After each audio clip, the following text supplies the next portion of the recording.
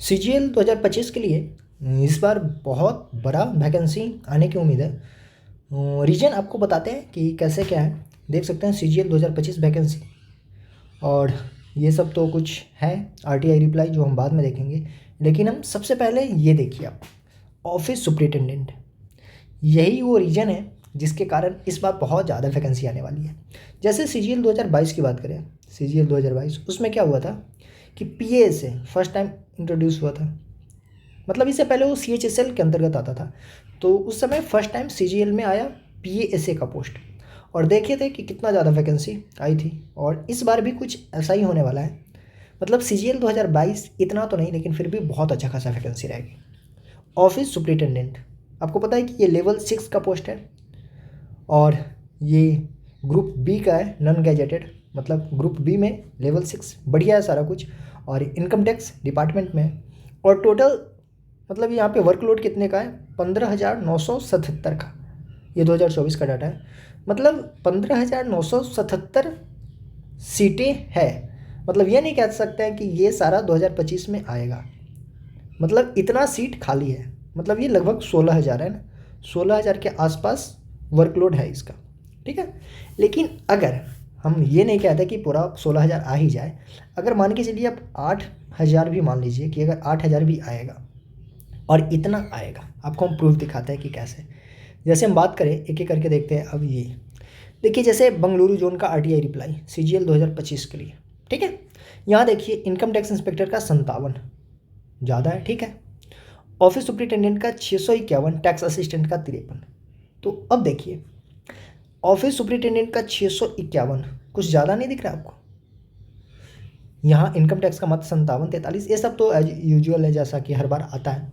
लेकिन ये 651 मतलब बड़े बड़े मात्रा में है। हाँ, और दिखाते हैं दूसरा आप, ये देखिए चंडीगढ़ जोन का, ये भी RTI रिप्लाई के अनुसार इनकम टैक्स इंस्पेक्टर का मात्र 19, और टैक्स असिस्टेंट का 121, और ऑफिस सुपरिटेंडेंट का देखिए कितना, 628।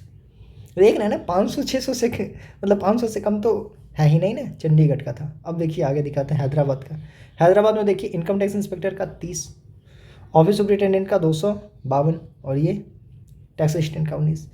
मतलब ऑफिस सुपरिटेंडेंट का यहाँ भी 250 है, 500 से कम तो है, लेकिन यहाँ भी 250 है, मतलब कम नहीं है। और हर जोन का यही हाल है। देखिए यहाँ कानपुर जोन नॉर्थ में काफ़ी डिमांड में रहेगा इस बार। Income tax inspector 19, tax assistant 59, और ऑफिस सुपरिटेंडेंट का यहाँ भी 176।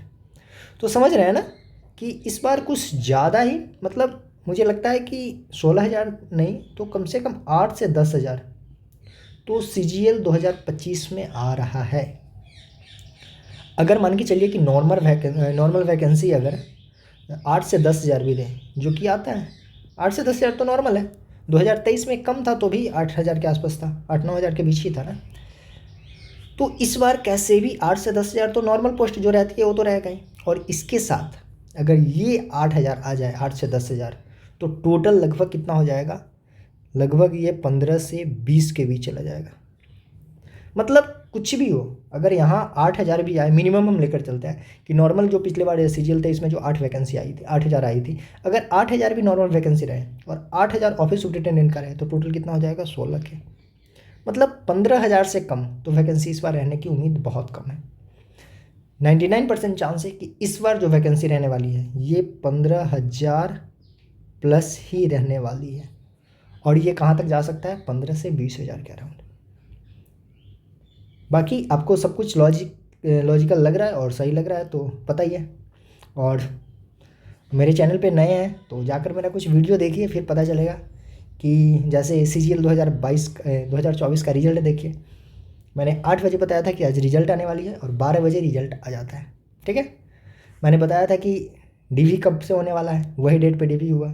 और मैं ये भी बताया हूँ कि जो रोज़गार मेला कब लग रहा है, जो ऑफिशियली अभी तक अनाउंस नहीं है, मैंने वो भी बता दिया है, जाकर वीडियो देखिए। तो मैं जो बता रहा हूँ मतलब वही चीज़ हो रहा है कहीं ना कहीं।